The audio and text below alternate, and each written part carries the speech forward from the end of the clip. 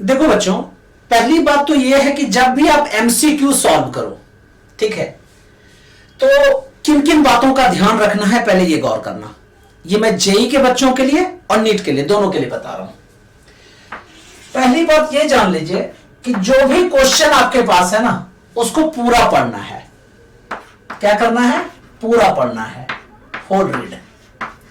क्योंकि बहुत बच्चे को मैंने देखा है, ठीक है, अभी पढ़ाते समय भी, जब मैं क्लास ले रहा था उसमें भी देखा, कुछ बच्चे ने क्या कहा, सर दो को पूरा क्वेश्चन पढ़ा नहीं, सर आधा आधा पढ़ लिया और उसके बाद वो आंसर सॉल्व करने लग जाते हैं। नहीं, पहले तो एकदम क्वेश्चन को ना पूरा पढ़ लो हमेशा, जो भी। लेकिन आप पूरे क्वेश्चन पेपर को पढ़ने के लिए टाइम वेस्ट मत कीजिएगा।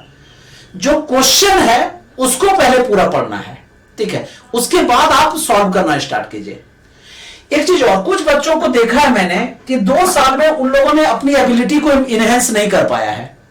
उन्होंने क्या किया, क्वेश्चन पढ़ा और वो लिस्टिंग करने लग जाते हैं। देखो बेटा, मैं लिस्टिंग बोला करता था जब आप 11th में आते हैं मेरे पास, तो मैं उस समय भी बोलता हूं आप लोगों को कि लिस्टिंग किया कीजिए। अगर आपसे क्वेश्चन नहीं हो रहा है तो, अरे उस बात को भी तो ध्यान दो, ठीक है, कि अगर आपसे क्वेश्चन सॉल्व नहीं होते, न्यूमेरिकल सॉल्व नहीं होते, तो आप लिस्टिंग कर दीजिए कि सर वी दिया हुआ है, सर यू दिया हुआ है, सर टी दिया हुआ है, सर एक्सेलरेशन निकालना है। आप तब कर सकते हैं जब आपको सॉल्व आपसे नहीं हो रहा है। लेकिन अभी 2 साल में तो बहुत ज्यादा आप लोग आगे बढ़ गए होंगे। जो बच्चे मेरे पास 6 महीने से भी पढ़ रहे होंगे उनको पता ही होगा कि मैं क्या कहता हूं कि लिस्टिंग जो है अब बंद कर दो। क्वेश्चन पढ़ते ही आपके ब्रेन में वो सारे डाटा क्लिक कर जाने चाहिए कि इसका बिलोंगिंग फॉर्मूला ये है।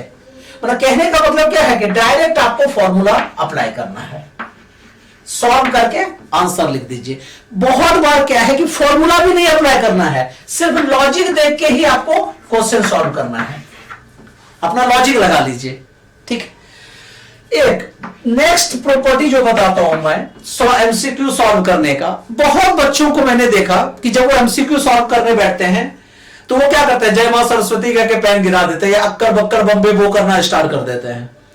बेटा ये सबसे बड़ा चीज है, ये तो कैंसर के बराबर डिजीज है, ठीक है। ऐसा बिल्कुल नहीं करना है, बिल्कुल भी नहीं। पूछो क्यों?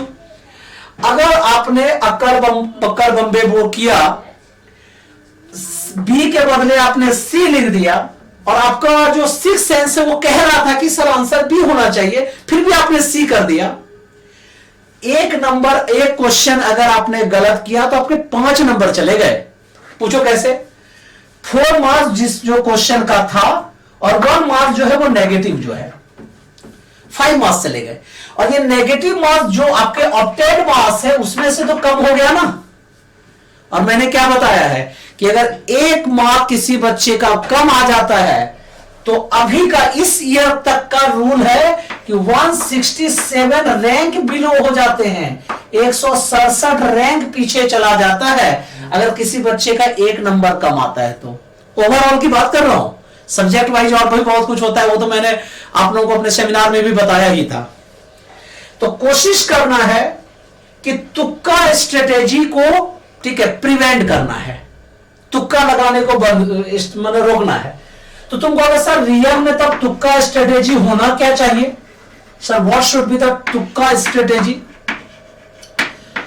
देखो बेटे, तुक्का स्ट्रेटेजी ये है कि जब आपका सिक्स्थ सेंस कहे, जो आप इतने सालों से प्रैक्टिस कर रहे हैं, इतने महीनों से प्रैक्टिस कर रहे हैं, उस समय आपको लगे कि हाँ ये वाला जो है 50-50 टाइप का हो, ठीक है। जैसे मान लो ए है आपके पास, बी है, सी है, डी है, और आपको ये लगे कि सर ए तो पक्का मुझे दिख रहा है नहीं है, सर सी भी मुझे पक्का दिख रहा है नहीं है, बी और डी में जो है 60% चांस हमें बी का लग रहा है, 40% डी का लग रहा है, तब आप 1 या 2 रिस्क ले सकते हैं, 1 और 2 रिस्क ले सकते हैं।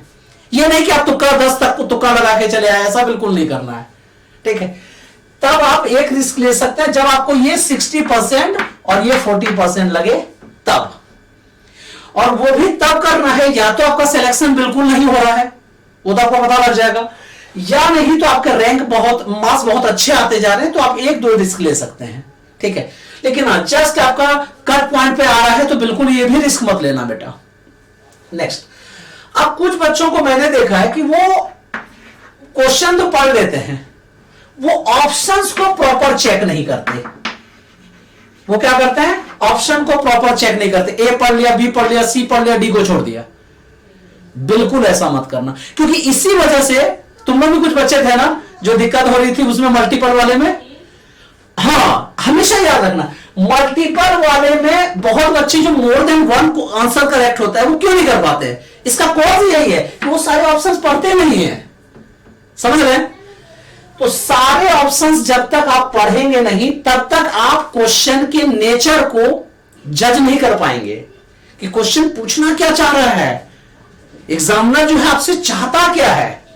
ठीक है, वो तब तक नहीं आप जज कर पाएंगे। हाँ, मल्टीपल करेक्ट में बहुत बार ऐसा होता है कि ओनली वन करेक्ट में ऐसा होता है कि आप सिंगल करेक्ट करके आ जाते हैं, लेकिन याद रखिएगा जब मल्टी करेक्ट रहे उसमें बेटा ऑप्शन को एकदम अच्छे से ध्यान देना है। और मैं तो कहूंगा ऑप्शन सब में पढ़ो। और जब आपके पास मल्टी करेक्ट है तो उसमें आप देख लो कि किसी में ए है, सी है, या बी है, या डी है, या चारों है। प्रॉपर देखो, क्योंकि अगर आपने ए लिख दिया, डी नहीं लिखा, डी भी आंसर था, तो वो तो गलत से हो गया ना आपका। तो कहने का मतलब यह है कि आप लोगों को सारे ऑप्शंस पे भी ध्यान देने हैं। एक बहुत बार मैंने बच्चों को देखा है, ठीक है, ये इतने सालों का मेरा प्रैक्टिस और रहा भी है और एक्सपीरियंस भी है कि वो बच्चे ना पेपर देने से पहले ही क्या करते हैं, अपने आप को लो फील करने लगते हैं कि सर मैं पेपर में एमसीक्यू में करूंगा कैसे। बेटा देख लो, जितना आप ज्यादा पढ़ोगे टेंशन तो होगी ही होगी, चाहे आप कम पढ़ो या ज्यादा पढ़ो। लेकिन हाँ, मैंने ये भी देखा है जो ज्यादा बच्चे पढ़ते हैं ना उसको टेंशन थोड़ी ज्यादा होती है, घबराहट थोड़ी ज्यादा होती है। हाँ, जब पेपर में बैठ जाओगे वहां फिर सारा स्मूथ लगेगा आपको। तो पहला मैं फिर से कंक्लूड कर रहा हूं, पहली बात है पूरे क्वेश्चन को पढ़ना है। नंबर 1, लिस्टिंग नहीं करनी है। जब बिल्कुल सॉल्व नहीं होने लगे और टाइम बहुत है तब आप लिस्टिंग करके सॉल्व कर सकते हैं। नेक्स्ट वन, आपके पास क्या है कि ऑप्शंस जो है प्रॉपर पढ़ने हैं। ठीक है, तुक्का आपको तभी लगाना है, ठीक है, जब आप देख लो कि आपका या तो नो सिलेक्शन है या बहुत ज्यादा अच्छा क्वेश्चन गया आपका, और उसमें भी 60-40 रहे तो एक या ज्यादा से ज्यादा 2, तीनों सब्जेक्ट की बात कर रहा हूं मैं। नीट वालों को फिजिक्स, केमिस्ट्री, बायो तीनों के लिए, जेई के वालों के लिए फिजिक्स, केमिस्ट्री, मैथ तीनों के लिए ज्यादा से ज्यादा आप 2 तुक्का लगाइए, उससे ज्यादा बिल्कुल मत लगाइए। बहुत सारे आपके फ्रेंड या कुछ ऐसे ऐसे लोग भी आपने देखे होंगे जो कहते हैं अरे मेरा एक फ्रेंड था उसने तुक्का लगाया उसका सिलेक्शन हो गया, देखो मेरे साथ पढ़ रहा है। जानते हैं ये सब बिल्कुल रीमर है बेटा, बिल्कुल इसके चक्कर में मत पड़िएगा। पूछिए क्यों? एक बात याद रखिएगा, अगर पहली बात तो तुक्का इतना तो लगता ही नहीं है किसी ना, मतलब क्या कहते हैं करोड़ों में अगर एक लड़के का लग गया तुक्का, याद रखना फिर वहां 4 साल उसकी दुर्गंजन होने वाली है, 5-6 साल उसका दुर्गंजन होने वाला है नीट में। ठीक है, नीट के बाद। तो इसीलिए हमेशा इस बात को जान लीजिए कि तुक्का स्ट्रेटेजी को बिल्कुल मत प्रमोट करो और ना ही तुक्का कोशिश कीजिए। नेक्स्ट, कुछ क्वेश्चन में मैंने देखा है कि ऑल ऑफ द अबव ऐसा ऑप्शन होता है। ठीक है, ऑल ऑफ द अबव, और कुछ क्वेश्चन में देखेंगे लिखा होता है none of the above, none of the above. ऐसा बिल्कुल भी नहीं है कि बहुत कम ये आता है बहुत ज्यादा ऐसा आता है, बिल्कुल नहीं। ऑप्शन आप प्रॉपर पढ़ोगे तो इसी से आपको पता लग जाएगा कि ऑल ऑफ द अबव और नन ऑफ द अबव का क्या परसेंटेज है। जो क्वेश्चन में जो पूछे वही आंसर देना है। सपोज करो, एग्जांपल ले लेता हूं, आपको पूछा गया कि आपके फादर का नाम क्या है जी, उसका फर्स्ट लेटर क्या है। सपोज करो ऑप्शन में दे दिया A, B, C and 4th number में दे दिया डी, और आपके पापा का नाम है, ठीक है, पनोती लाल। ठीक है, सपोज कर लीजिए, ऐसा नाम होता नहीं है जनरली, लेट कर लेते हैं। अब देखो क्या इस ऑप्शन में है क्या, और एक ऑप्शन 5th नंबर में यह दिया हुआ है कि none of the above. Actual में 5th ऑप्शन होता बहुत कम है, ठीक है, नन ऑफ द अबव। तो अब बताओ, पनोती लाल पी से स्टार्ट होता है तो आपका ऑप्शन क्या होना चाहिए, नन ऑफ द अबव ना। ठीक है, एक बहुत बार ऐसा है कि आपके ब्रदर का नाम पूछ लिया गया कि भाई आपके ब्रदर का नाम बताइए। फर्स्ट वाले का नाम ए से है, दूसरे वाले का नाम सी से है, नेक्स्ट वाले का नाम एम से है, और 4th नंबर जो है उसमें है ऑल ऑफ द अबव। ठीक है, अब देखो सपोज करो फर्स्ट का नाम अश्वनी है तो ए भी आंसर हो गया, उसके बाद चंद्रमोहन है तो वो भी हो गया, एम मनोज है, तो क्या आंसर लिखोगे? All of the above. बहुत बच्चों को मैंने देखा है कि ऑप्शन सॉल्व जो करते हैं ना, वो कहते हैं सर यस मेरे ब्रदर का नाम चंद्रमोहन है और उसके बाद मनोज है, तो सर वो 2 टिक करके आ जाते हैं। अरे भाई अश्विनी भी तो था, उसको क्यों नहीं लिखा आपने? कहने का मतलब ये, जब तक आप अच्छे से ऑप्शन नहीं पढ़ेंगे तब तक ये बिल्कुल क्लियर नहीं होगा, ठीक है, कि आपको आंसर प्रॉपर करना कैसा है।